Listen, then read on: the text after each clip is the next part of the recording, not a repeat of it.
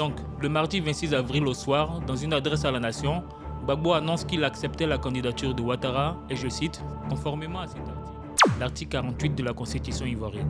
Pour que Ouattara devienne candidat au présidentiel en Côte d'Ivoire pour la première fois, Gbagbo, sous l'intense pression de la communauté dite internationale et de la médiation du président sud-africain Thabo Mbeki, va user d'un article, l'article 48 de la Constitution ivoirienne. Voici son histoire. Si tu es un jeune Ivoirien né autour de 2005, viens, je t'explique l'histoire derrière l'article 48 qui a permis à Ouattara d'être candidat au point de se permettre aujourd'hui, en 2025, de décider de qui doit être en compétition avec lui ou pas. C'est simple, Ouattara, tu lui tends un doigt, il te bouffe tout le bras. Petit détour dans l'histoire. En l'an 2000, il y a des élections en Côte d'Ivoire. Ouattara veut jouer, mais bam, la constitution ivoirienne lui barre la route pour nationalité douteuse. Les résultats des investigations menées par la juridiction constitutionnelle permettent d'établir que celui-ci n'a eu cesse de se réclamer de la nationalité voltaïque ou burkinabé avant et après son apparition en Côte d'Ivoire en 1982. Tu vois, il y avait l'article 35 de notre constitution qui imposait d'être ivoirien d'origine par les deux parents. Donc tu dois être ivoirien d'origine de père et de mère ivoirien. Son père, burkinabé. La porte se ferme pour Ouattara. Coup dur, oui.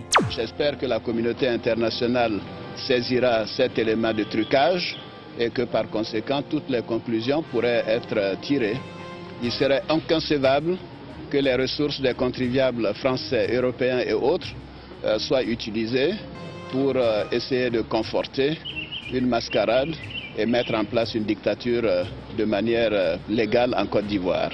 Conforter une mascarade et mettre en place une dictature de manière légale en Côte d'Ivoire.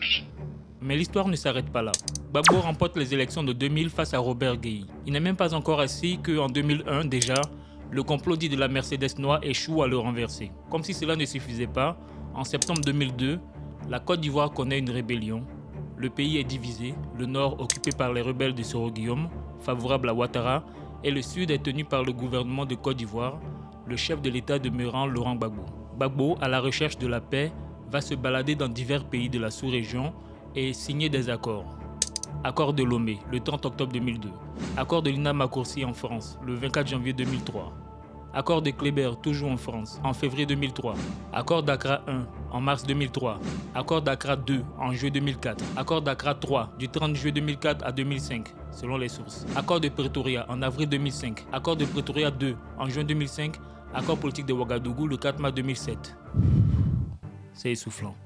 Tout ça à la recherche de la paix. Je viens de citer plus haut les accords de Lina Makoursi. Justement, après l'accord de Makoursi en 2003, une pression internationale du tonnerre s'abat sur Gbagbo, de même que la médiation sud-africaine dirigée par Thabo Mbeki, qui vont donc pousser Gbagbo à user de l'article 48 pour sortir de l'impasse politique et calmer la crise politico-militaire. Mais c'est quoi l'article 48 ?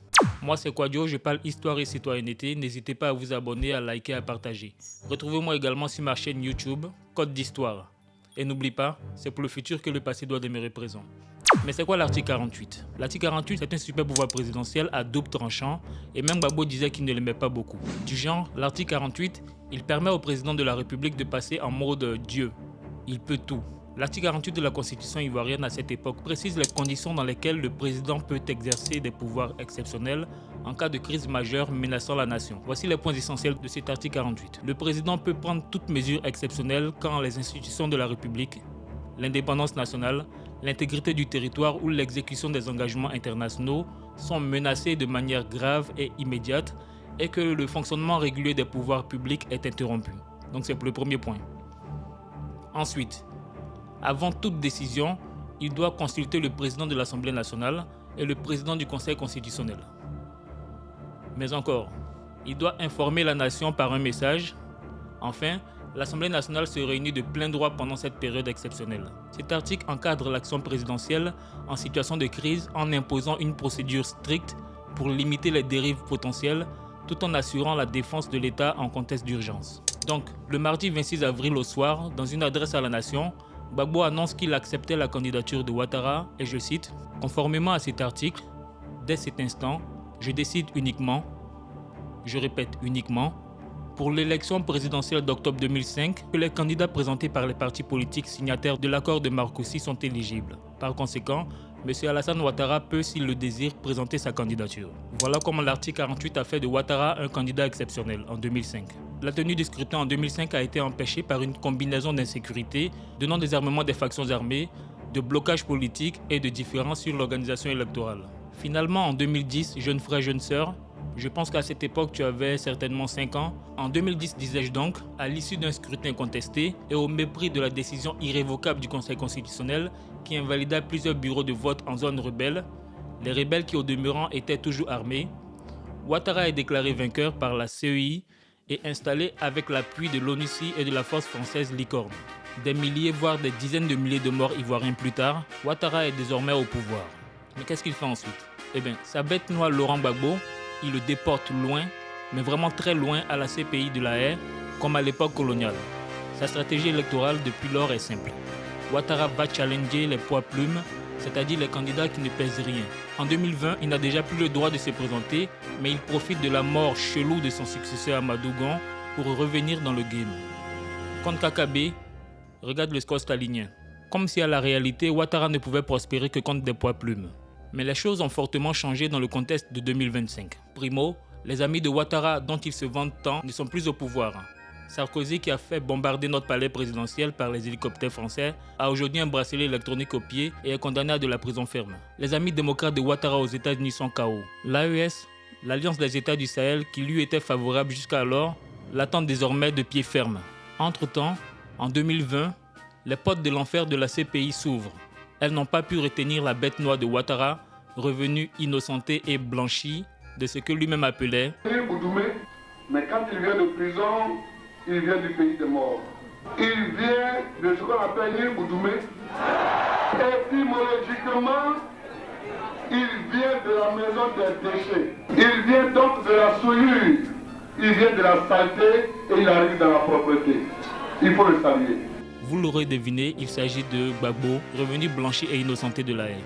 Et comme si cela ne suffisait pas pour Ouattara, au décès de Bédié qui s'en est allé déçu et humilié par Ouattara, Thiam prend les rênes du parti historique, le PDCI, et s'engage lui aussi dans la course. Avec Thiam, Ouattara ne peut plus se vanter d'être le seul à avoir un certain carnet d'adresses. Mais comment Ouattara pense-t-il s'en sortir? Parce que Ouattara veut non seulement briguer un 4e mandat, mais aussi il doit continuer à être élu face à des poids plumes. Donc, il va ôter la possibilité à Gbagbo de se présenter en lui collant un motif d'inéligibilité pour braquage de la BCEAO. Les braqueurs de la BCEAO, on les connaît tous en Côte d'Ivoire. Et par un système de parrainage bidon, il scène son inéligibilité.